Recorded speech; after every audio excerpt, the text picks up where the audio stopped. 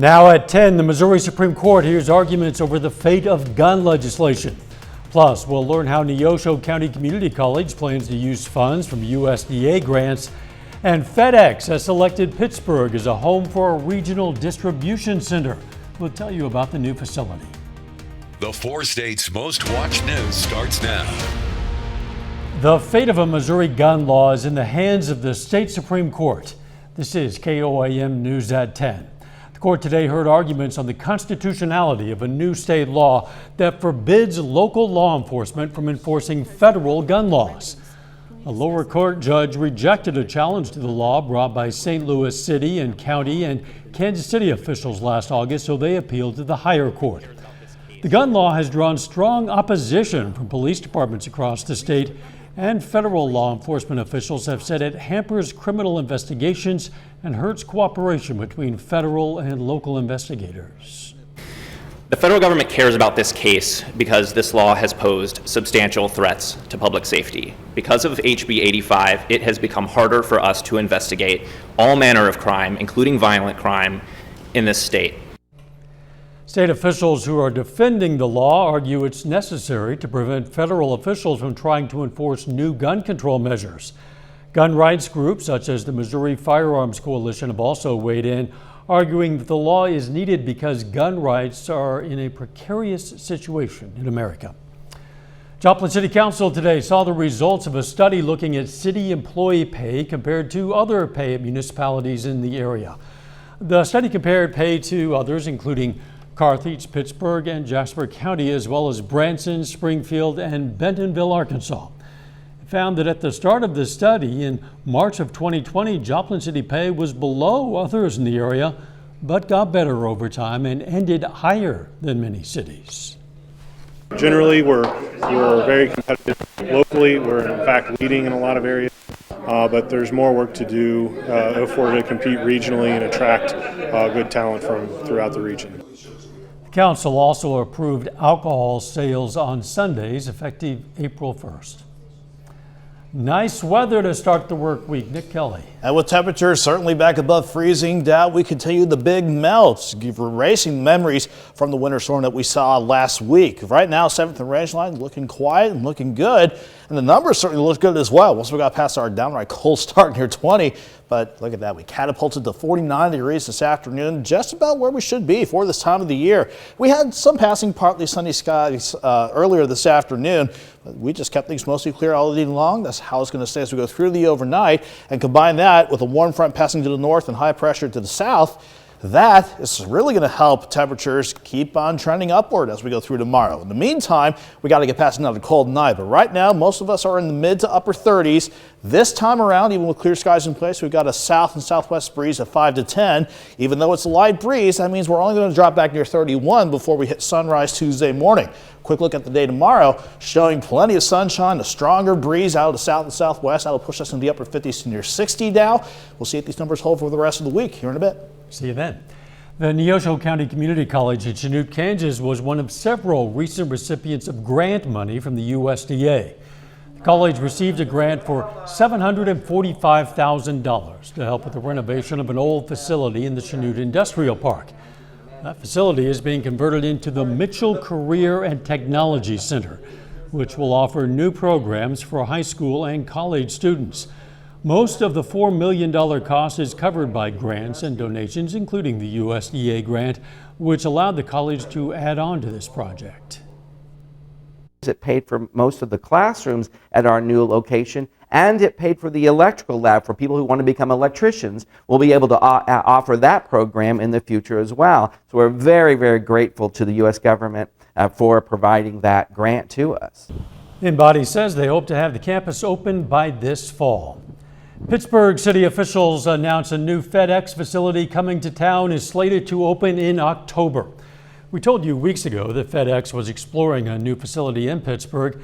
Well, today we learned construction is already underway on that regional distribution center. It'll be a 250,000 square foot facility west of Kansas Crossing Casino. It's expected to hire a mix of full-time and part-time employees. City officials say it'll be a big boost to Pittsburgh's economy. Kansas Governor Kelly says completion of the 4-lane US 69 highway expansion to Pittsburgh was a critical part of the business investment. The Miami Police Department has released the name of a man killed in a hit-and-run crash, though they're still searching for a suspect. Police say that victim is 58-year-old Kwang Jin-yi, a Chinese national who was staying in Miami. Kwang was discovered on the 1200 block of East Steve Owens Boulevard on Saturday night. Still ahead, the U.S. strikes a deal with Japan aimed at reducing the price of steel.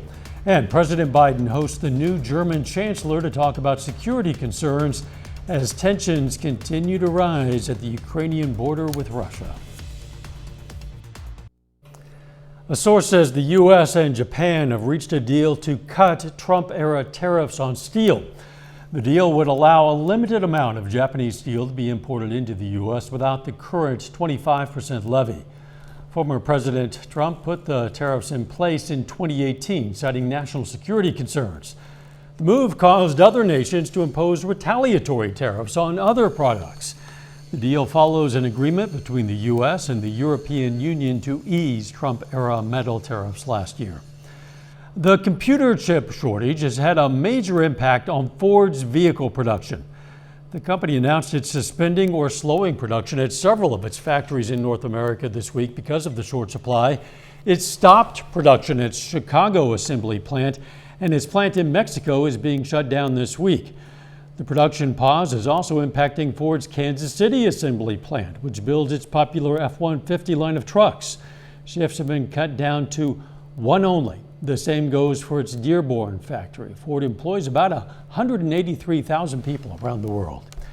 Ukraine-Russia tensions were at the top of the agenda when President Biden hosted the new German chancellor for his first White House visit. President Biden and Germany's new Chancellor Olaf Scholz stressed a united response in addressing the standoff at the Russia-Ukraine border.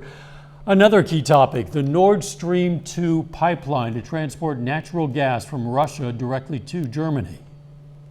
The notion that Nord Stream 2 would go forward with an invasion by the Russians is just not going to happen. Today, the United Kingdom announced it'll send 350 additional British troops to Poland to help strengthen its border with Belarus. Our nation's marking another grim milestone. More than 900,000 people in the United States have died from COVID-19 since the pandemic began. Congress held a moment of silence this evening to mark the somber occasion. Skylar Henry reports from Washington. The CDC says COVID-19 hospitalizations are down 15% from a week ago, and new infections are plummeting nationwide. But daily deaths have jumped nearly 30% in the last 2 weeks, fueled by the Omicron variant. We're a good part of the way through this Omicron wave. We're not close to the end right now. The U.S. death toll has now passed another grim milestone. More than 900,000 people have died since the start of the pandemic. Lawmakers here on Capitol Hill from both sides of the aisle are marking the somber occasion with a moment of silence. The bells also tolled for more than an hour at the National Cathedral Monday night. Once for every 1,000 lives lost. With new infections down, New Jersey Governor Phil Murphy announced he'll lift statewide mask mandates in school next month. Any student, educator, or staff member or visitor who chooses to continue masking up while indoors may freely do so. Delaware announced it'll lift its indoor mask mandate this Friday. When prevalence is low, you have a lot of people who've been infected who have some level of immunity for a period of time, and you have high vaccination rates. We can start to lean forward and take a little bit more risk. And new CDC data shows 70% of teenagers have now had at least one dose of a COVID vaccine. Skylar Henry, CBS News, Capitol Hill. The CDC says 5 states, Minnesota, Wisconsin, Vermont, Iowa, and Rhode Island, and now have at least 75% of their vaccinated seniors boosted. Later, the Missouri Southern women look to keep their winning streak alive as they take on Lincoln. Jacob Leonard has the highlights in sports. Plus, we all want to know, are these numbers going to continue to look good for the rest of the week? I'll break down your forecast next.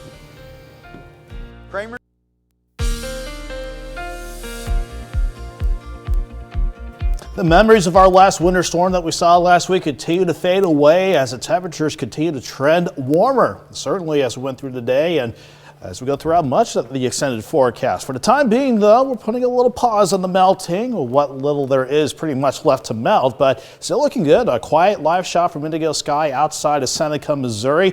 And once we got past sunrise this morning, temperatures soared even warmer than the lower to middle 40s we saw at Joplin Regional the other day. Granted, we had to get past a downright cold start near 20 degrees, but look at that. We catapulted to 49 degrees this afternoon, and I think we'll go even warmer than that. Almost mild for some of you as we go into our Tuesday. For the time being, it certainly has gotten cold again, but looking good from 7th and Rangeline. That's a mostly sunny, well, not mostly sunny, it's a mostly clear shot. We'll get the sun back in the next several hours, but right now it's still quiet nonetheless. 39 degrees with the south wind at 9, making it feel like 33. Tolerable numbers for a late Monday night here in early February. Most of us are in the mid to upper 30s right now, and thankfully I do not see these numbers dropping off much more this time going into the overnight, because that southwesterly breeze we had at 5 to 15 has lightened up a little bit, but still coming out of the south and southwest. That's going to continue to pull in some more milder air from the south. That means we'll only drop back in the lower 30s as we go into tomorrow morning. Quiet setup on top of the region. The surface map shows a warm front passing just to our north and east, and there high pressure over western Texas. These two features is what's keeping that south and southwest wind in place for tonight and going into tomorrow. And it'll really crank up for tomorrow on top of that. Here's a developing cold front out of Montana. That's the next one that'll come our way by Thursday, but the upper level sub's not allowing that system to come our way anytime soon. So the big blue H upstairs, that upper level ridge out in California, is pushing that jet off to our north and east for tomorrow. That's also going to aid in sending temperatures upward still as we go into tomorrow. Through the overnight, though, it's going to be cold again, but unlike this morning with lows near 20, I'm only expecting lows in the lower 30s. Most of us around 31, maybe a couple spots in the upper 20s, but look at how everybody soars with mostly sunny skies for tomorrow and that south and southwest wind really kicking into gear. Let me pull up one example for you. Joplin. You're going to start at 31 in the morning, soar to 52 by noon with the south wind at 10 to 20, and we'll top out around 58. Most of us will be in the upper 50s tomorrow, but I would not be surprised at all if we had some lower 60s pop up on the map before the day tomorrow is all said and done. A little passing cloud cover at times tomorrow night going into Wednesday morning, but even with partly to mostly sunny skies, we're going to keep temperatures in the upper 50s again with a favorable jet setup staying in place for Wednesday. Thursday, that's when the northwest flow brings that developing front out of Montana our way, but it's a dry front, maybe some partly sunny skies, but it will send us back into the upper 40s on Thursday. A quick jump, though, into the lower 60s on Friday. Then, sticking with Doug's pattern, the jet sinks back to the south, so another cold snap on the way, brief cold snap for Saturday, along with another front that could try to bring some rain and even snow showers if we can pull in enough moisture late Friday night and into Saturday. Overall, though, we're still calm for much of this week. 58 tomorrow, 57 on Wednesday, 48 Thursday, 62 on Friday. Then that little detour on Saturday now before we jump back to 45 on Sunday. And not looking bad for Valentine's Day, quickly approaching us. Pretty nice for 6 of those 7 days at least. Absolutely. Thanks, Nick. Coming up in sports, a local high school football standout signs on to play at Pitt State. And the Missouri Southern women aim for their 9th win in a row at Lincoln. Jacob Leonard has that and more next.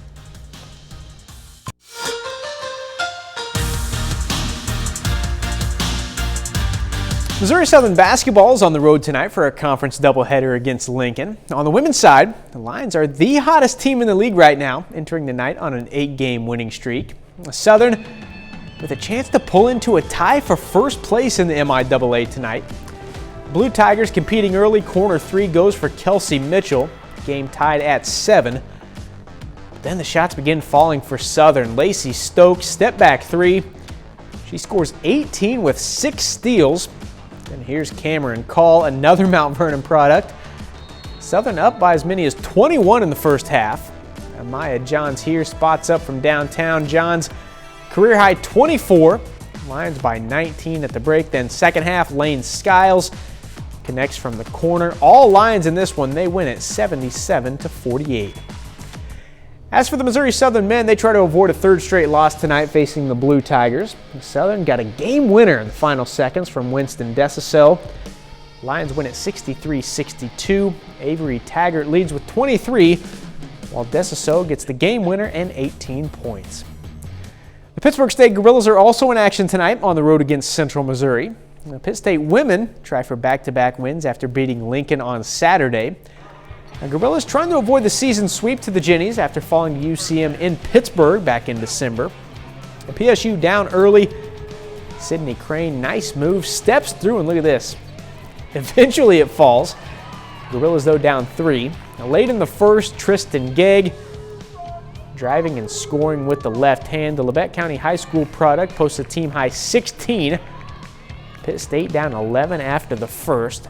The Gorillas still fighting in the second quarter. Jamie Jackson going to the hoop. Tough shot and the foul. She scores 9, but the Ginnies pull away tonight 74-54.